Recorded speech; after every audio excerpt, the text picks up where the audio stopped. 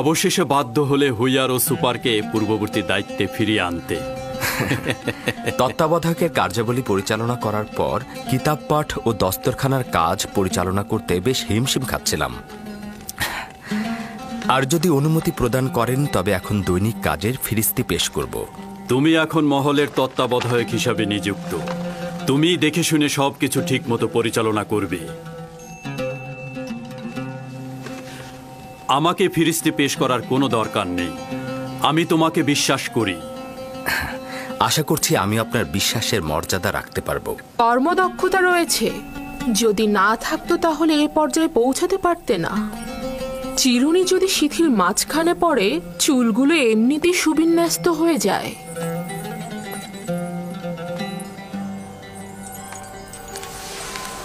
ইউজারশিফও রাজমহলের চিরুনি, বিশ্বস্তও বটে। আজব ব্যাপার। জুলেখা এমন অভিজাত ও দাম্ভিক নারী যে সচরাচর কারো প্রশংসা করে না। সে তোমার তারিফ করছে। নিঃসন্দেহে তুমি জুলেখার প্রশংসায় আন্দোলিত হবার পাশাপাশি রাজমহলের অধিবাসীদের প্রশংসাতেও আন্দোলিত হয়েছ। আমি বিশ্বাস করি ইউজারশিফ এখন রাজমহলের সকল অধিবাসীদের অন্তরে হুকুমত করে। আমি নিজেকে এই সকল প্রশংসার যোগ্য বলে মনে করি না। যদি আমার কোনো কাজে গাফিলতি থাকে তবে জনাবে মালিক অবশ্যই আমাকে সংশোধন করবেন। জনাবে মালিক, যদি আপনার অনুমতি হয় তবে আমি এখন উপস্থিতি ত্যাগ করব। তোমার এই মহলে আসা যাওয়া করবার কোনো অনুমতির প্রয়োজন নেই। তোমার যখন দরকার হবে যেতে পারবে, যখন দরকার হবে আসতে পারবে। শুক্রিয়া জনাবে মালিক।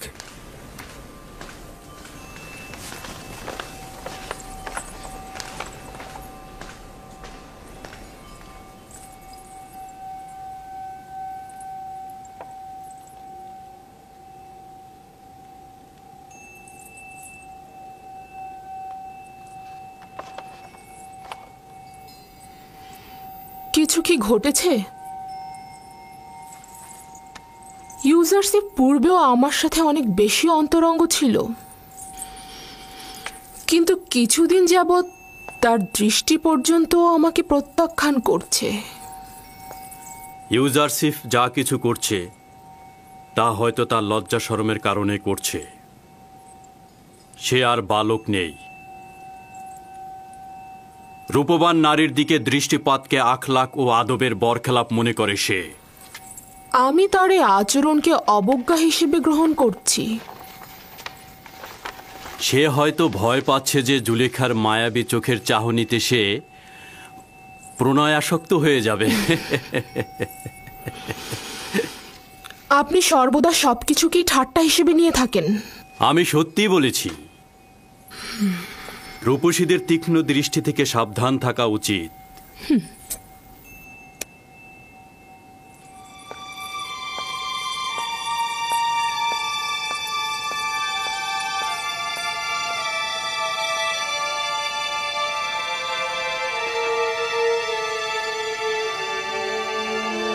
জুলেখা ও ইউজারশিফের আচরণ স্বাভাবিক ছিল না। এমন কিছু কি হয়েছে যা আমি জানি না?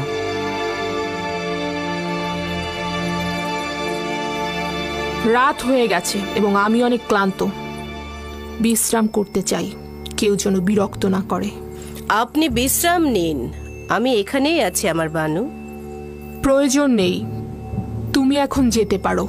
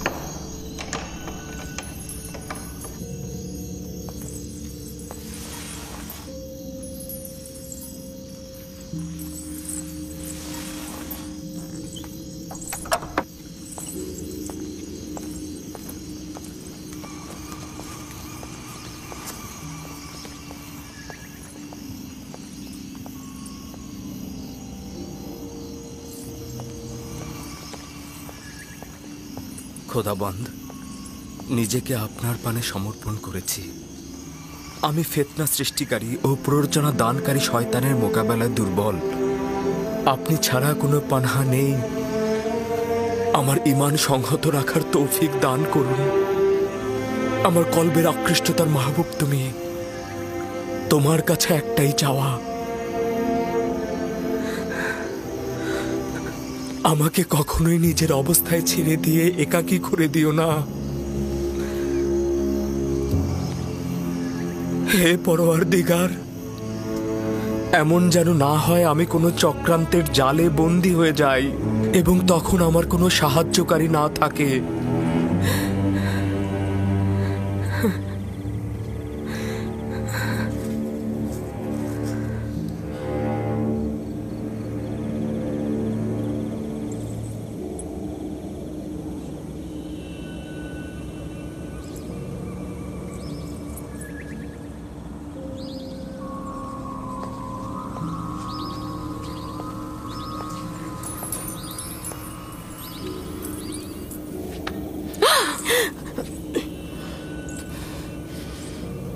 নাদান হস্তি, আমার জানের কসম, তুমি কি চাও? কেন আমার থেকে তুমি দূরে থাকছো না? আমাকে ভুল বুঝবেন না আমার বানু, আমি তো আগেই বলেছিলাম ও ভিন্ন খোদার অনুসারী। এখন দেখলেন তো, ও আমাদের খোদার ইবাদত করে না, ও একজন কাফের। আমাদের এখন অবশ্যই উচিত হবে আমনের প্রধান ধর্মগুরু অজ্ঞামোহরকে এখানে নিয়ে আসা এবং ওকে একটা উচিত শাস্তি করো।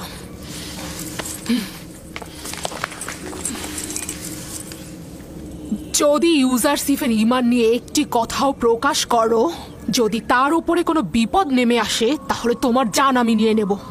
ইউজারসিফকে আমি জীবিত অবস্থায় চাই, তার ঈমান নিয়ে আমার কোনো কাজ নেই, বুঝতে পেরেছো?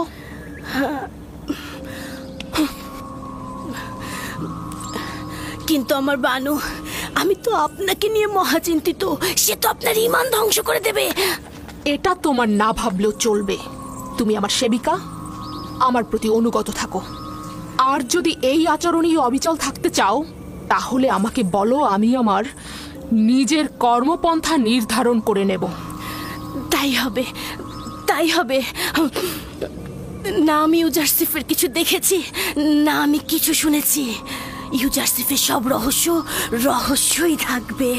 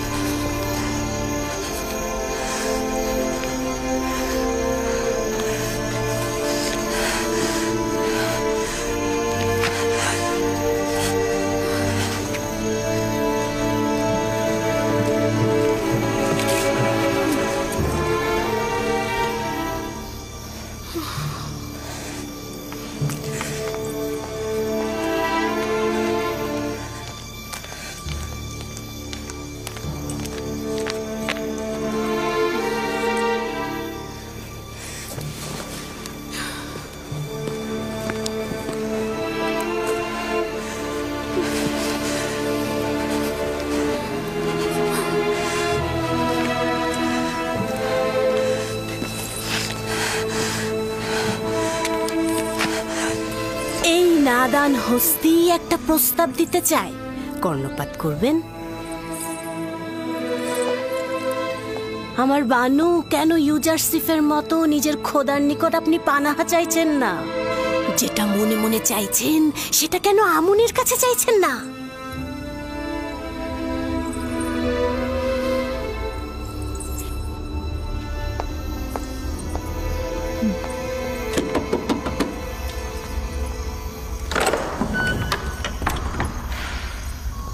দরুদ মহান বানু। এই গভীর রাতে কি মনে করে? ইবাদতের জন্য এসেছি।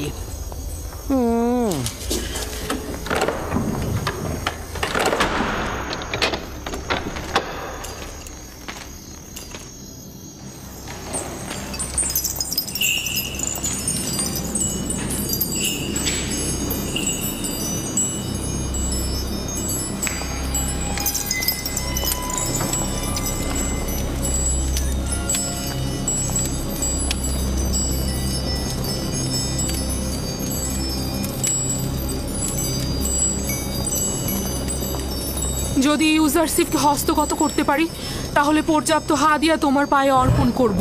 তুমি ব্যতীত আমার তো আর কোনো খোদা নেই, আমাকে সাহায্য করো। আমি তাকে ভালোবাসি, সে আমার সম্পদ, সে আমার কেনা গোলাম। কিছু একটা করো যেন সে আমার ফরমানের ওপর তার আনুগত্য স্বীকার করে। আমাকে সাহায্য।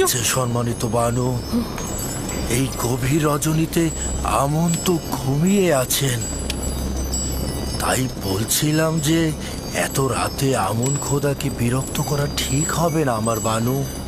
আপনি যখন প্রার্থনা করবেন আমুনের কাছে দোয়া চাইবেন যেন আমার উদ্দেশ্য হাসিল হয়। আপনাকে এবং আমুনকে পর্যাপ্ত হাদিয়া প্রদান করব।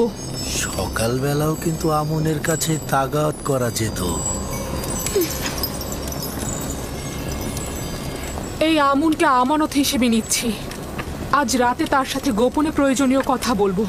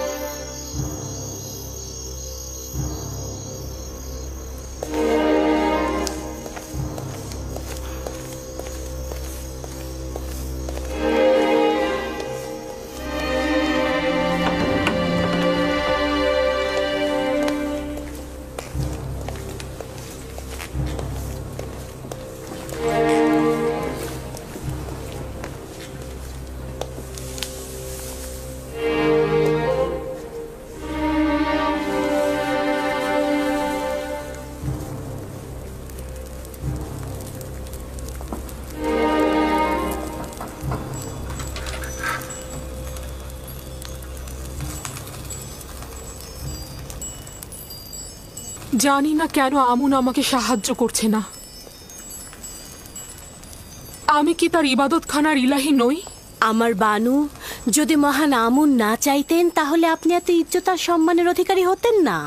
মহান আমুন আপনাকে মিশরের সব নারীর উপরে শ্রেষ্ঠত্ব আর এই রাজমহলের সবার উপরে নেতৃত্ব দিয়েছেন। কেন বেহুদা কথা বলছো?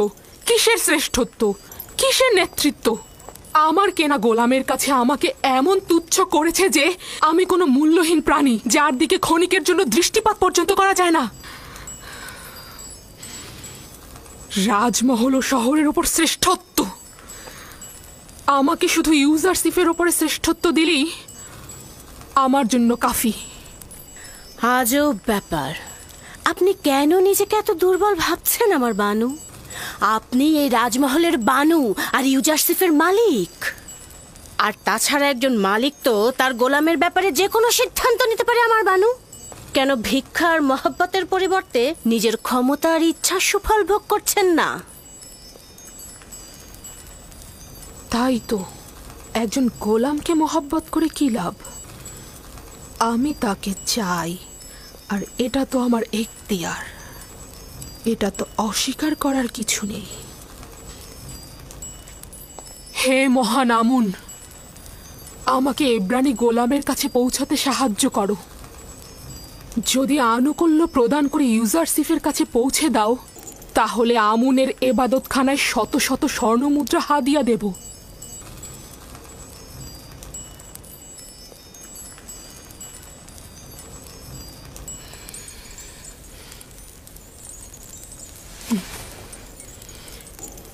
এই কামরাকে সর্বোত্তম উপায়ে সজ্জিত করো, তারপর আমাকে খবর দাও।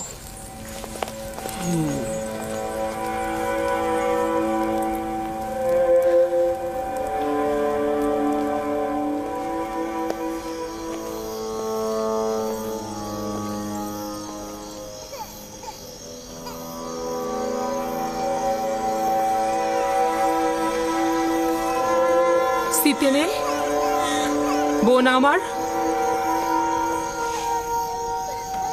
সিতেনে,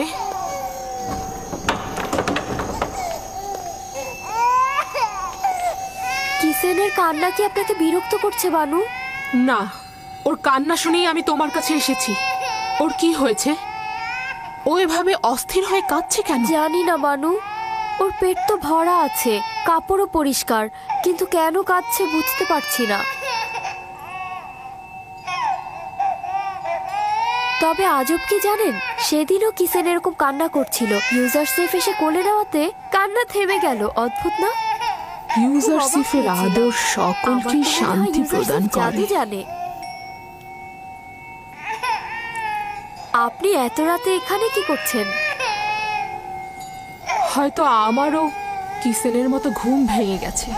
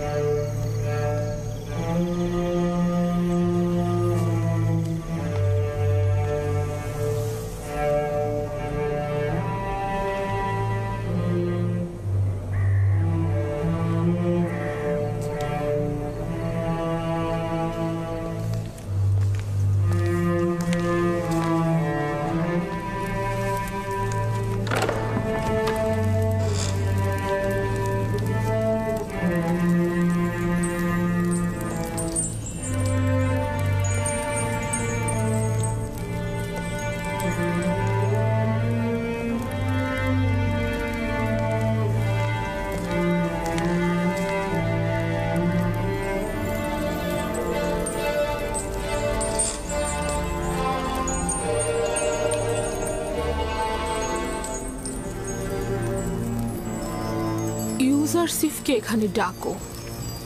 সে প্রবেশ করলে সপ্ত দরজা বন্ধ করে দেবে।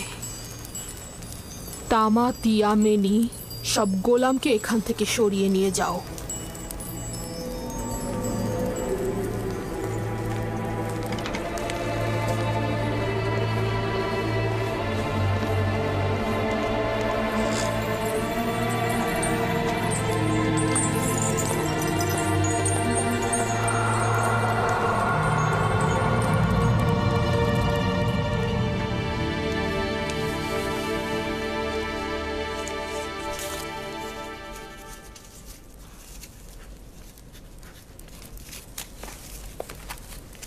বানু জুলেখা আপনাকে তলব করেছেন।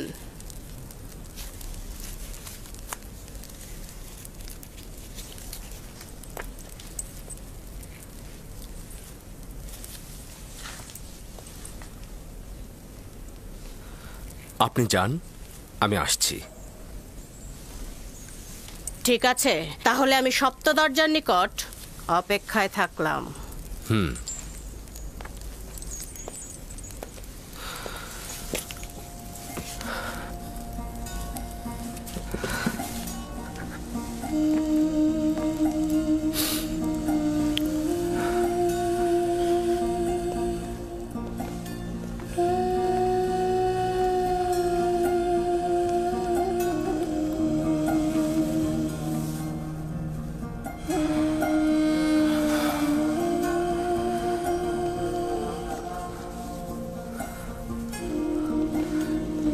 হে খোদা,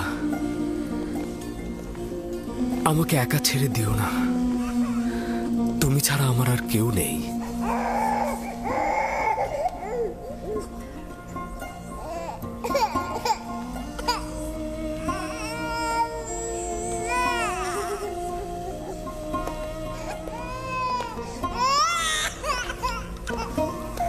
কি ব্যাপার সিতেনে? কিসেন আবার কেন এইভাবে কান্না করছে? আমি জানি না কি হয়েছে ওর। আমার মনে হয় আপনার ছোঁয়া পেলেও শান্ত হয়ে যাবে। কি হলো, শান্ত হচ্ছে না কেন? সম্ভবত তার এই কান্না অন্য কোনো কারণ থেকে। সম্ভবত তার নাজুক রুহ অলক্ষণে কোনো ঘটনার পূর্বাভাস পেয়েছে।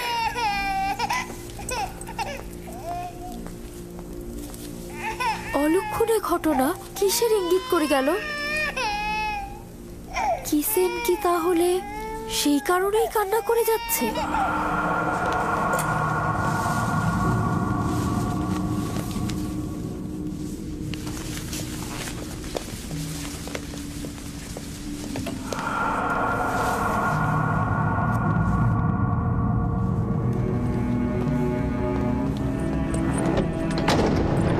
যখন তখন যে কেউ এই কামরায় ঢুকতে পারে না।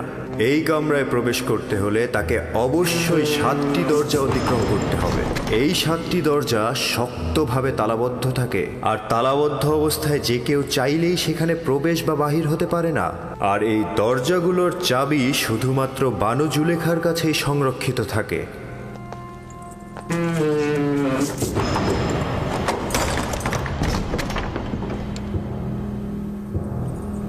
বানু জুলেখার আদেশ।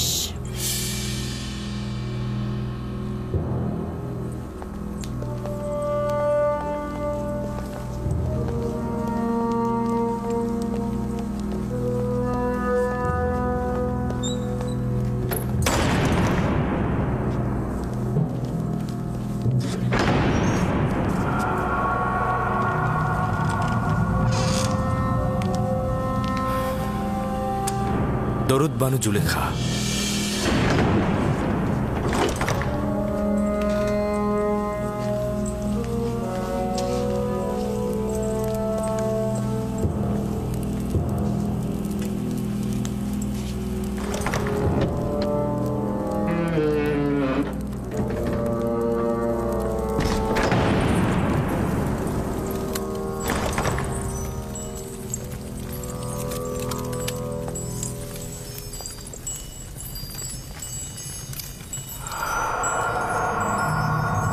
তুই অবগত রয়েছিস যে তুই আমার গোলাম?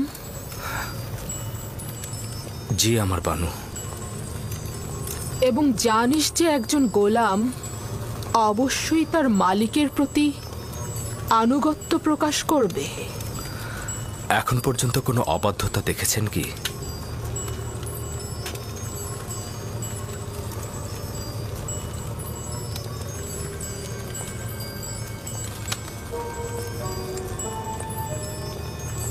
আজকেও তাহলে তুই আমার আনুগত্য পোষণ করবি? যদি কোনো আদেশ করেন অবশ্যই শিরোধার্য।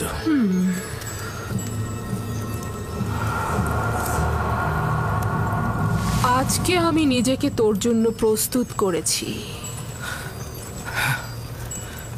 খোদা তোমার কাছে পানা চাই। আপনি আমার কাছে কি চাচ্ছেন? খেয়ানত কি? আমি তো বলেছি আপনার কাছে সারা জীবন অনুগত থাকবো আমি, কিন্তু অনুগত আর বিশ্বাসের খেয়ানতের মধ্যে ভিন্নতা রয়েছে। আপনি আমার কাছে কি চাচ্ছেন? আমি তোর কাছে তোকে চাই।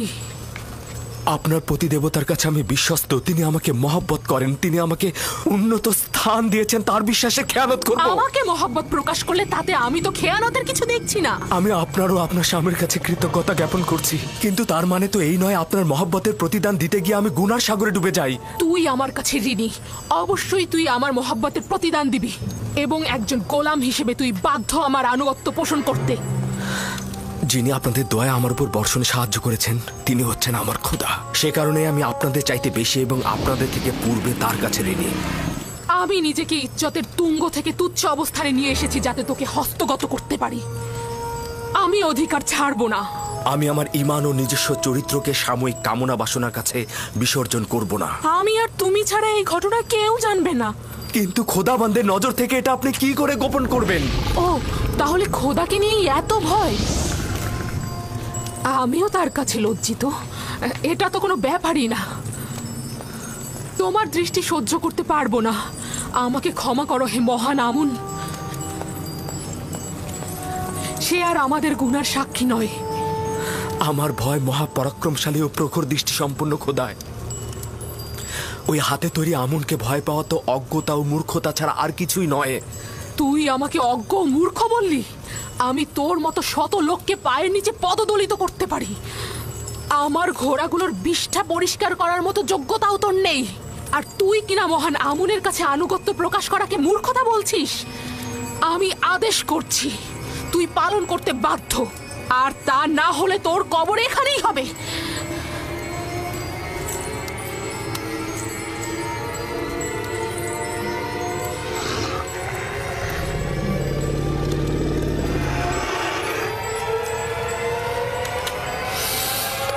আপনার ফরমান তো আমি ততক্ষণই মানব যতক্ষণ আমার একাত্মবাদী খোদার ফরমানে কোনো ক্ষতি না হয়।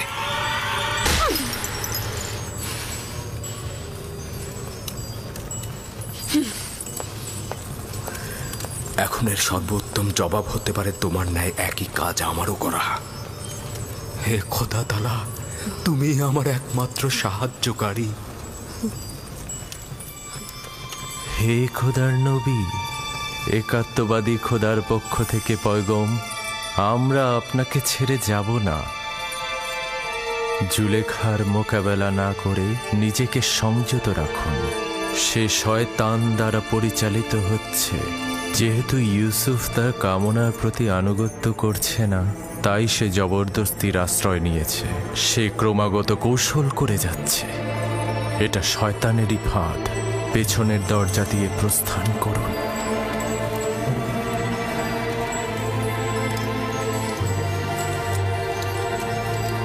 হে খোদার নবী, একাত্মবাদী খোদার পক্ষ থেকে এই পয়গম, পেছনের দরজা দিয়ে প্রস্থান করুন। প্রস্থান করুন। পালাবার পথ নেই, তুমি বাধ্য আনুগত্য স্বীকার করতে।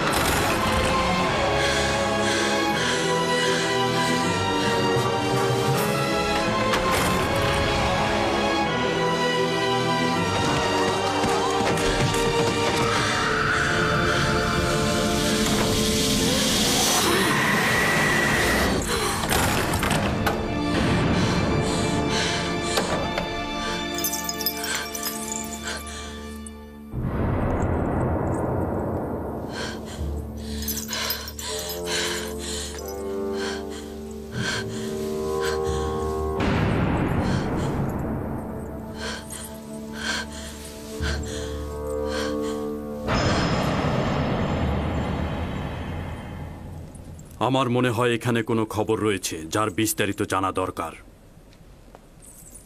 শুনতে চাচ্ছি, যে কেউ একজন কি বলবে?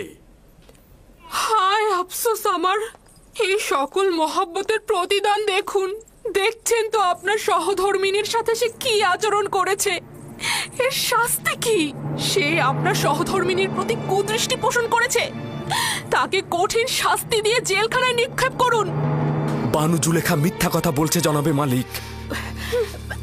আমি দেখেছি জনাবে আলী, ইউজারসিফ কৌশলে বানু জুলেখার কক্ষে প্রবেশ করছে। আলী জনাব, আমি এর বিপরীতে যে কোনো দলিলই নিয়ে আসি না কেন, সেটা আপনার কাছে গ্রহণযোগ্যতা কখনোই পাবে না। কারণ এতে বানু জুলেখার সম্মানহানি ঘটবে এবং আপনি তার পক্ষে রায় দেবেন। আর কারো সাহসও নেই সত্যটা বলার। আপনিও নিশ্চয়ই সেটাই চাইবেন। এর থেকে বেশি ক্রোধের সৃষ্টি করো না। আমি দলিল ও সাক্ষী দেখতে চাই। আমি আসল গুনাহগারকে ধরতে চাই। আমার না আছে গুনাহ না করার কোনো দলিল, আর না আছে কোনো সেবিকা যে আমার পক্ষে সাক্ষ্য দেবে। সুতরাং তুমি দণ্ডিত। এর শাস্তি অবশ্যই পাবে। আমি এর জন্য প্রস্তুত রয়েছি জনাবে মালিক। তবে হাকিকত হচ্ছে সে আমাকে তলব করেছে এবং মিলনের ইচ্ছা পোষণ করেছে। আর এটা প্রমাণ করতে আমার নিজস্ব খোদা ব্যতীত আর কোনো সাক্ষী নেই। তুমি জুলেখার নির্জনতার সুযোগে প্রবেশ করেছ। করিমামা সাক্ষী রয়েছে। সকলেই জানে বানু জুলেখা অপরাধী, কিন্তু তার বিরুদ্ধে সাক্ষ্য দেওয়ার সাহস নেই কার। তোমার সাক্ষীকে হাজির করো এবং সাক্ষ্য দিতে বলো। খোদা ব্যতীত আমার তো আর কোনো সাক্ষী নেই। যদি আমাকে একাকে ছেড়ে দেন তো আমাকে সর্বাপেক্ষা কঠিন পরিস্থিতির মধ্যে পড়তে হবে। আপনি কি চাইছেন, এই গোলামের কথা গ্রহণ করতে?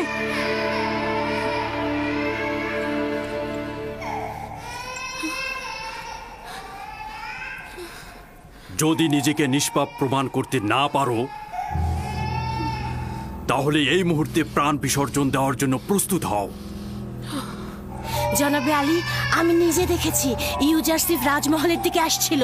আসবার পথে সে বাচ্চাটির সঙ্গে খেলা করে এবং তারপর কৌশলে এই সপ্ত দরজা দিয়ে ঢুকে একটা একটা করে দরজা বন্ধ করছিল। আমি নিজের কক্ষে বিশ্রামরত অবস্থায় ছিলাম। তাকে নিজের শিয়রে দেখে চিৎকার করে সাহায্য চাইছিলাম, আর তখন সে পালাতে লাগলো। রুদামুনকে এখানে রাখো। ইউজারসিফের উচিত এখানেই শাস্তি পাওয়া।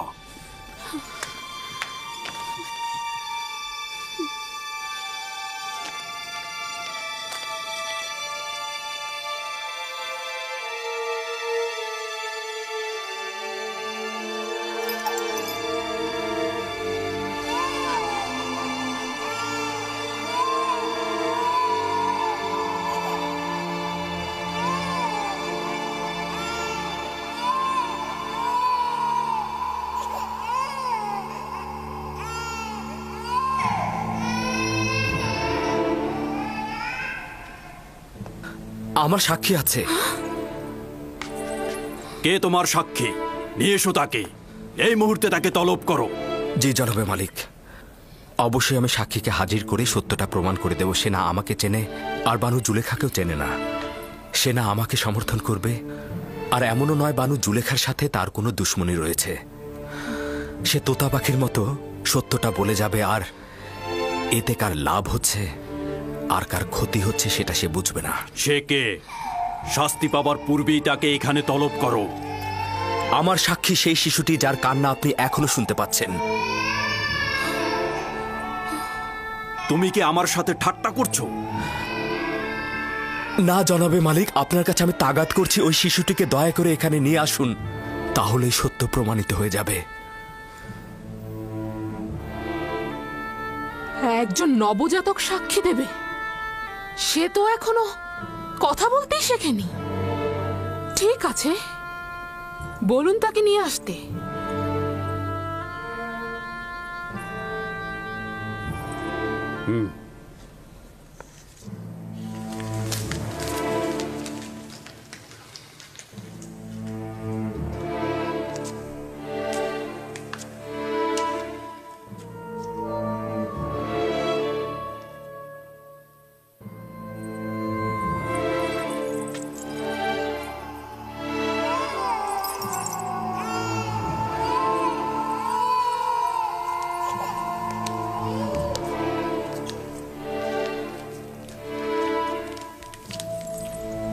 দরুদ আলী জনাব পুতিফার। সে আমার ফুফাতো বোন সিতেনে এবং তার সন্তান কিসেন। বলো তাকে সাক্ষী দিতে। কিসেনের কথা বলো। যা তোমাকে খোদাতালা শিক্ষা দিয়েছে তা তুমি এখানে বলো।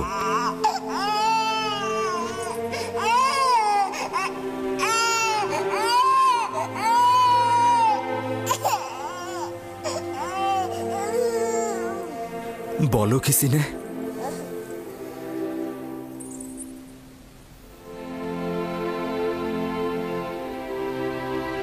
একাত্মবাদী খোদার ফরমানে তার একটি বাক্য বলবো। পিরান সামনের দিক থেকে ছেঁড়া থাকলে জুলেখা নিষ্পাপ, ইউসুফ গুনাহগার। আর যদি পিরান পেছনের দিক থেকে ছেঁড়া থাকে তবে জুলেখা পাপী, ইউসুফ নিষ্পাপ।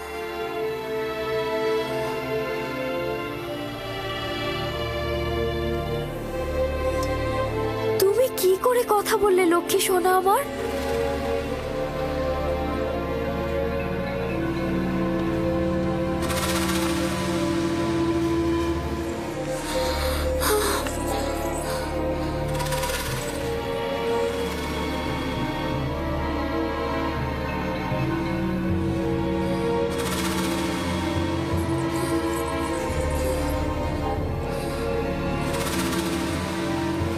তুমি নিজের কান্না দ্বারা আমাকে ধোঁকা দিতে চেয়েছিলে। আসলে নারীদের প্রতারণার ফাঁদ খুবই বিশাল।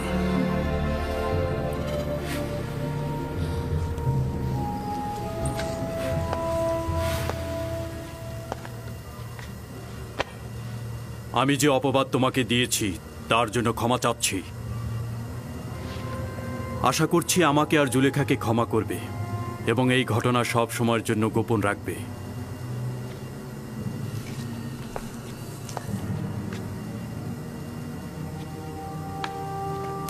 কারো অধিকার নেই এই ঘটনা সম্পর্কে কাউকে কিছু বলার। যদি এই ঘটনা কেউ প্রকাশ করে থাকো তাহলে তাকে কঠিন শাস্তি দেব। চলে যাও।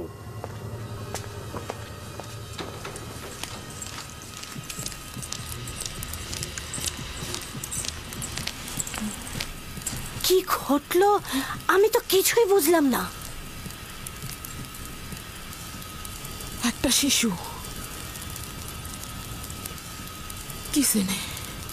সিতেনের সন্তান,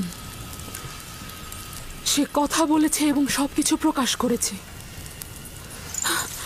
একজন নবজাতক শিশু কি করে কথা বলতে পারে? কিন্তু সে তো বলল। কিন্তু কিন্তু এটা কি করে সম্ভব? আমি জানি না। ইউজারসিফ তাকে বলতে বলল এবং সে সব সত্যি সত্যি বলে দিল। অবাক করার বিষয় হলো শিশুটি একত্ববাদী খোদার নাম করে কথা বলা শুরু করে দিল। এটা জাদু। যদি বাচ্চাটি কথা বলেও থাকে তার জাদু ব্যতীত আর কিছু না। ইউজারসিফকে যা দেখছেন সে আসলে তা নয়, সে জাদুকর। সে বাচ্চাটাকেও জাদু করে ফেলেছে। আমার বিপক্ষে কারো সাক্ষী দেওয়ার সাহসী ছিল না, শুধুমাত্র এই শিশুটি। বানু, সে জাদুকর। সে জাদুকর এবং সে সবাইকে জাদু করে ফেলেছে। আমি বন্ধ করো কারি মামা।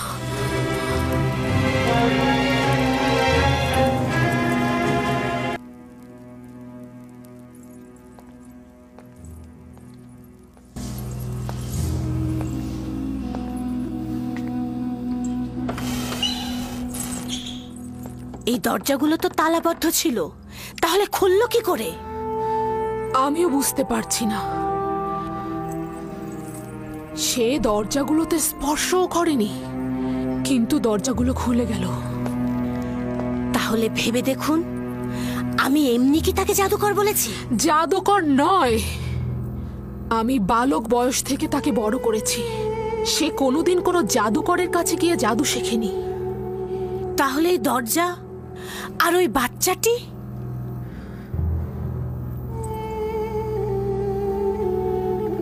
সত্যি তো। এই ইউজারসিফ কে?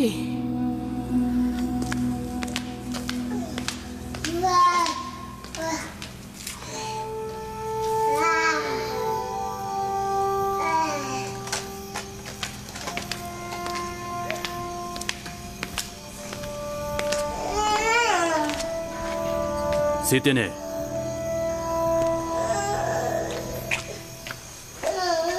দরুদ আলী জনাব পুতিফার। তুমি কিভাবে কথা বললে? আমার তো বিশ্বাসই হচ্ছে না।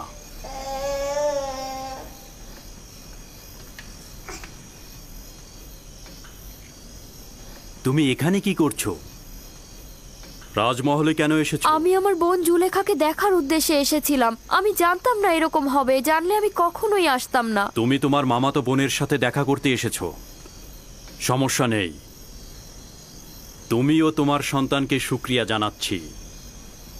তোমরা যদি না থাকতে তাহলে জুলেখার ধোকায় পড়ে একজন পবিত্র যুবকের রক্তে নিজের হাতকে কুলুষিত করে ফেলতাম।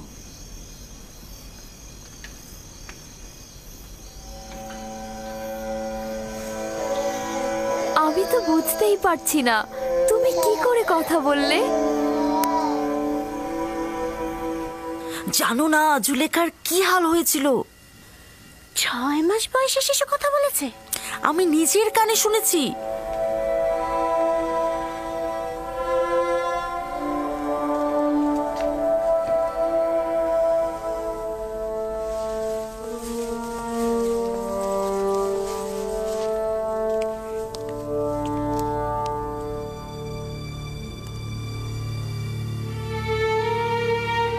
যদি এই খবর সর্বত্র ছড়িয়ে পড়ে তাহলে কি হবে?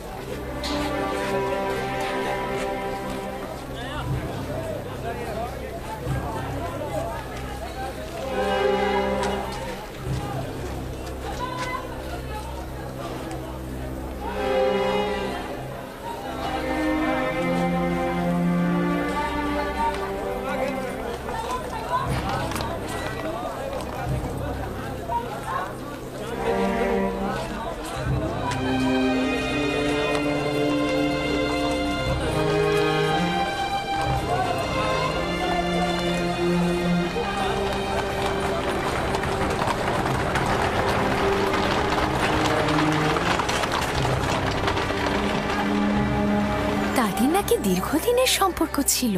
রাজমহলের ঘটনার সাক্ষী তো আমি নিজেই। যখন ইউজারসিফের কথা জিজ্ঞেস করলাম তখন জুলেখা অসন্তুষ্ট হয়ে মেহমানদের ত্যাগ করে চলে গেল। শহরের সর্বত্র এ সম্পর্কে কথা হচ্ছে। সে তো দাম্ভিকতা আর অহংকারের বলে মানুষকে সবসময় অবহেলা করেছে, আর এখন কিনা একটা গোলামের সাথে প্রেম করছে। ঠিক তাই মিশরের প্রধান সেনাপতি পুতিফারের স্ত্রী জুলেখা নিজেকে একজন গোলামের কাছে সমর্পণ করেছেন, যার পূর্ব পরিচয় একজন ভেড়ার রাখাল। কি ভেড়ার রাখালের সাথে? তাহলে তো অবশ্যই প্রধান খাদেম মক্কা মোহরকে বিষয়টা জানানো উচিত। জুলেখা ও পুতিফারকে এবার কিন্তু এত সহজে ছেড়ে দেওয়া হবে না। ঠিক তাই, এটাই সুযোগ জুলেখা ও তার স্বামী পুতিফারের মর্যাদা একেবারে ধূলিসাৎ করে দেবার।